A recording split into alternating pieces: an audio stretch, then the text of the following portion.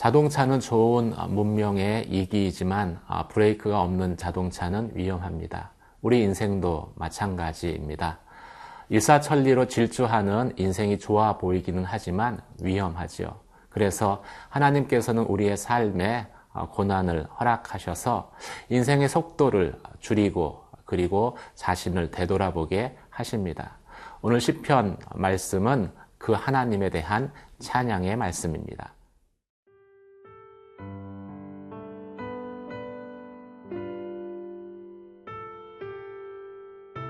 시편 66편 8절에서 20절 말씀입니다. 만민들아, 우리 하나님을 송축하며 그의 찬양 소리를 들리게 할지어다. 그는 우리 영혼을 살려두시고 우리의 실족함을 허락하지 아니하시는 주시로다.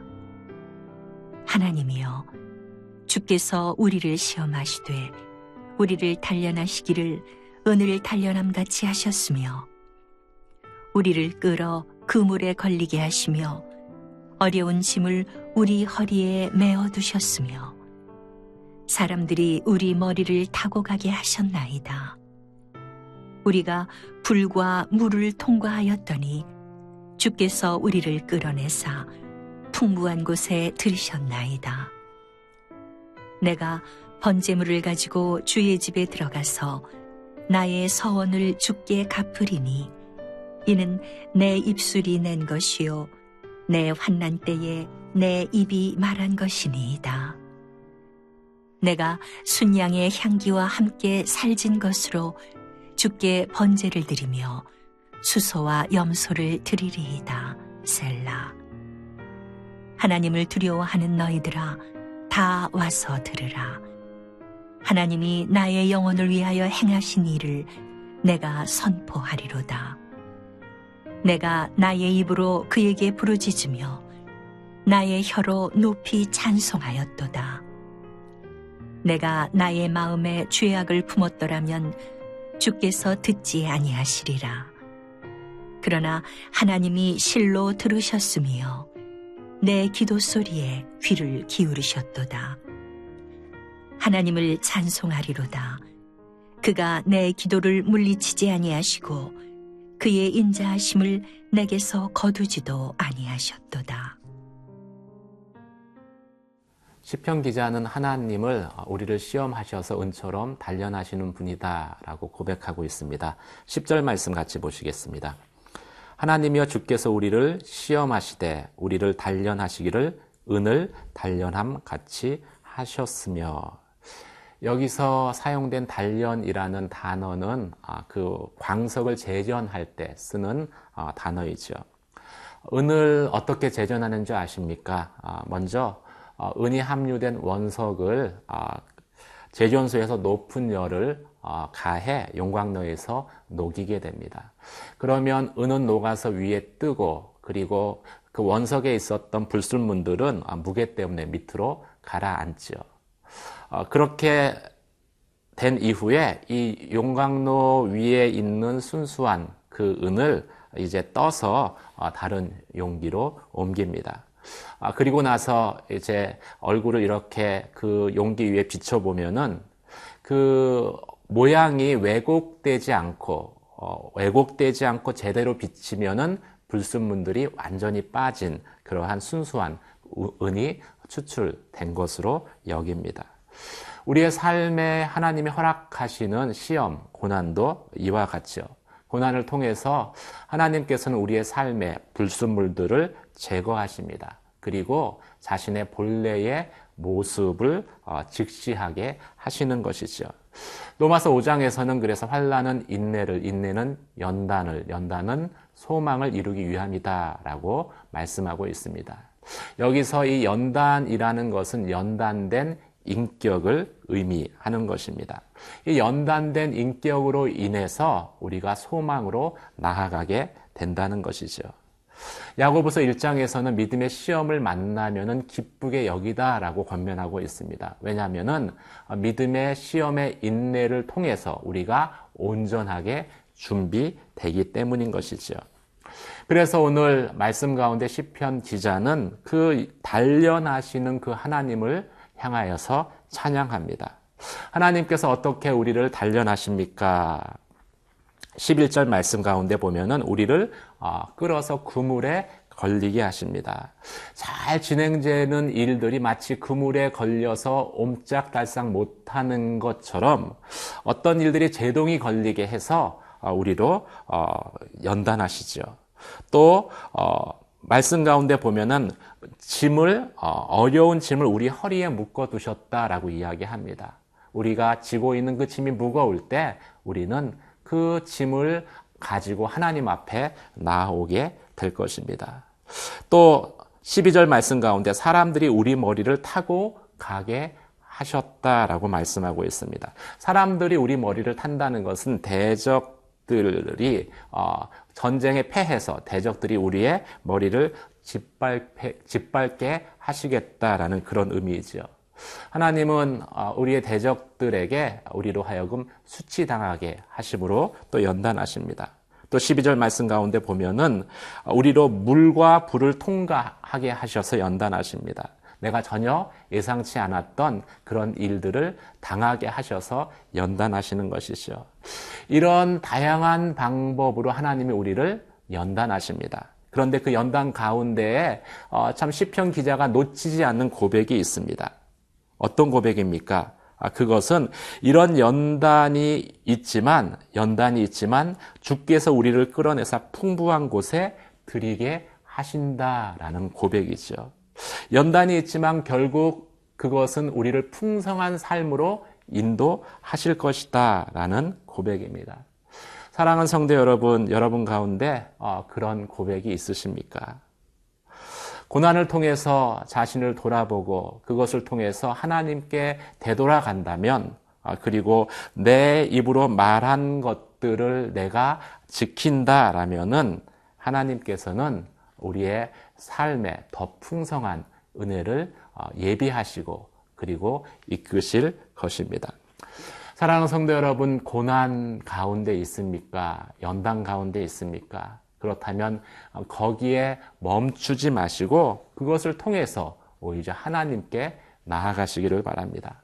고난의 끝은 하나님의 풍성하심이다라는 고백을 잊지 않고 기억하는 저와 여러분 되시길 주님의 이름으로 축원합니다.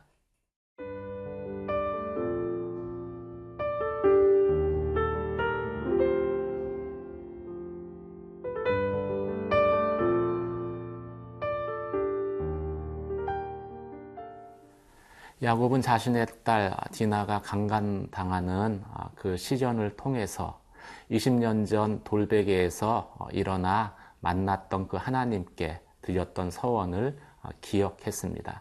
그리고 하나님께 나아가서 제사드리죠. 서원이라는 것은 결국 하나님께 드렸던 약속을 지키는 것이고 하나님께 다시 돌아가는 것입니다. 시편 기자는 오늘 말씀을 통해서 우리가 하나님께 돌아가는 것이 무엇인지에 대해서 구체적으로 이야기하고 있습니다. 하나님께 돌아간다라는 것은 무엇입니까? 그것은 고난 가운데 만났던 하나님을 기억하는 것입니다. 14절 말씀 보시겠습니다. 이는 내 입술이 낸 것이요 내 환난 때에 내 입이 말한 것이니이다. 서원이라는 것은 내 인생의 가장 어려운 때, 극심한 환난의 때에 내가 만났던 그 하나님, 그곳에서 경험한 하나님의 은혜가 감사해서 자발적으로 내가 드렸던 약속을 의미하죠. 그래서 서원을 지킨다라는 것은 그 고난 가운데 환난 가운데 만났던 그 하나님을 기억하는 것입니다. 많은 경우에는 고난의 때 만났던 그 하나님을 형편이 나아짐과 동시에 서서히 잊어버리기 시작합니다. 그래서 하나님은 우리의 삶에 때로는 고난을 시험을 허락하시고 그것을 통해서 다시 그 만났던 하나님께 돌아오게 하시는 것이죠. 또 15절 말씀 가운데 보면은 하나님께 돌아간다라는 것은 하나님 앞에 제물을 드리는 것을 의미했습니다. 순양의 향기와 함께 살찐 짐승을 바치고 순염소와 숫소를 드리는 것, 이것은 희생 제물을 드리는 것을 의미하죠. 희생 제물이라는 것은 나를 대신해서 제물로 드려진 것들입니다. 결국 희생 제물을 드린다라는 것은 나를 드리는 것과 하나님 앞에 동일시 되는 것이죠. 하나님 앞에 돌아간다는 것은 무엇입니까? 그것은 바로 나를 하나님 앞에 드리는 행위입니다. 세 번째, 하나님께 돌아간다라는 것은 오늘 시편 기자의 고백대로 하나님께서 행하신 일들을 알리는 것이다 라고 말씀하고 있습니다. 16절 말씀 보시겠습니다. 하나님을 두려워하는 너희들아 다 와서 들으라. 하나님이 나의 영혼을 위하여 행하신 일을 내가 선포하리라. 하나님이 나의 영혼을 위해서 행하신 그 일들을 내가 많은 사람들 앞에 말하는 것이죠. 고백하는 것입니다. 나는 하나님 앞에 고통 가운데 부르짖었습니다. 시편 기자가 그렇게 부르짖었죠. 그리고 그 가운데에서 또 하나님을 찬양했습니다. 상황과 또 형편을 볼 때는 도저히 찬양할 수 없는 그러한 처지이지만, 그러한 환경이지만 하나님의 신실하심을 의지해서 시편 기자는 하나님을 찬양합니다. 그 가운데에 그 하나님 앞에 회개하게 되죠. 찬양 가운데 하나님의 임재가 임하게 되고 또 하나님의 임재가 임하는 그 순간 우리는 우리 자신의 죄를 돌아보게 됩니다. 내가 나의 마음에 죄악을 품었더라면 주께서 듣지 아니하시리라. 하나님께서 우리의 기도를 들으시는 것은 우리가 우리의 죄를 하나님 앞에 회개하고 돌이켰기 때문이죠. 그 기도를 들으시는 하나님, 고난 중에 부르짖고 찬양하고 돌이켰을 때 그 기도를 들으시며 행하신 그 일들을 내가 이제 이야기하겠다, 선포하겠다라고 시편 기자는 고백하고 있습니다. 사랑하는 성도 여러분, 하나님은 어떤 분이십니까? 하나님은 우리의 기도를 들으시는 분이십니다. 바울과 실라가 고난 가운데 옥에 갇혔을 때 그들은 낙심하지 않았습니다. 절망하지 않았습니다. 오히려 감옥에서 하나님을 찬양했습니다. 그때 어떤 일이 일어납니까? 감옥 문이 열리고 착고가 풀려지는 놀라운 역사가 일어납니다. 우리가 고난 가운데 있지만 그것으로 인해서 참 좌절하는 것이 아니라 하나님을 찬양할 때 하나님께서는 우리의 삶에 이러한 일들을 행하시는 것이지요. 고난을 통해서 나를 돌아보게 하시는 하나님을 찬양하시기 바랍니다. 고난을 통해서 나의 서원을 기억하게 하시고 하나님께 돌이키게 하시는 그 하나님을 찬양하시기 바랍니다.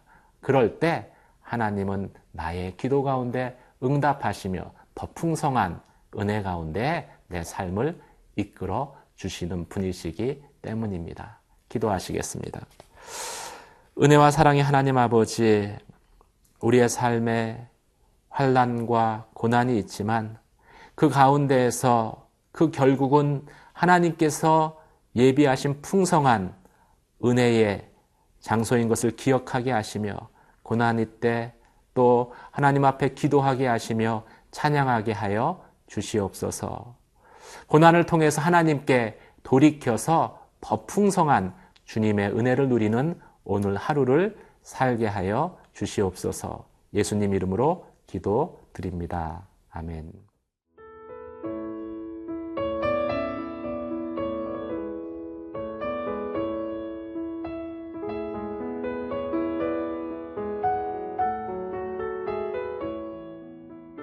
이 프로그램은 시청자 여러분의 소중한 후원으로 제작됩니다.